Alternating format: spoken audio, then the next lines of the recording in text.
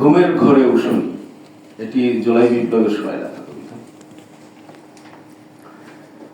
এখন আমি ঘুমের ঘোরেও শুনি, গুলির শব্দ শুনি, দানবীয় helicopter, tear gas, sound grenade, চোখ অন্ধ করে দেয়া লেজার রশ্মি আমাকে সদা তাড়া করে।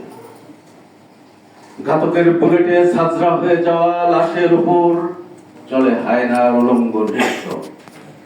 সন্তান হারা মায়ের আহাজারিতে বাঘের গর্জন, সমুদ্রের সাইক্লোন, সবই যেন হেলা ফেলা, মূল্যহীন হাজারো প্রাণ।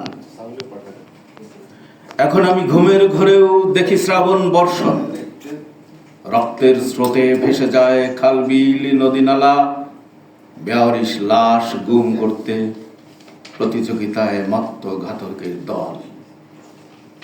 25 মার্চেও দেখেছি এমন লাশের সারি। এই বাংলায় আবারও একই শকুন, ভিন্ন নামে, সবার অজান্তে এ ভূমির নাম হলো ফিলিস্তিন। এখন আমি দেখি উল্টে গেছে সবই, লাশের চেয়েও স্থাপনার মূল্য ঢের বেশি।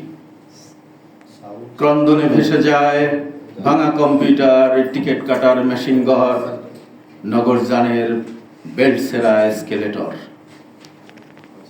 ব্লক রেট আতঙ্কে আকস্মাৎ ঘুম ভাঙে মহল্লার প্রতিটি তরুণ কিশোরের।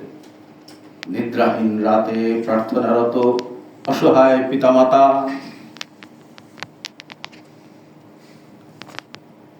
পুলিশ ভ্যানের চাকায় থেতলে যায় শত বছরের পিচ ঢালা রাজপথ।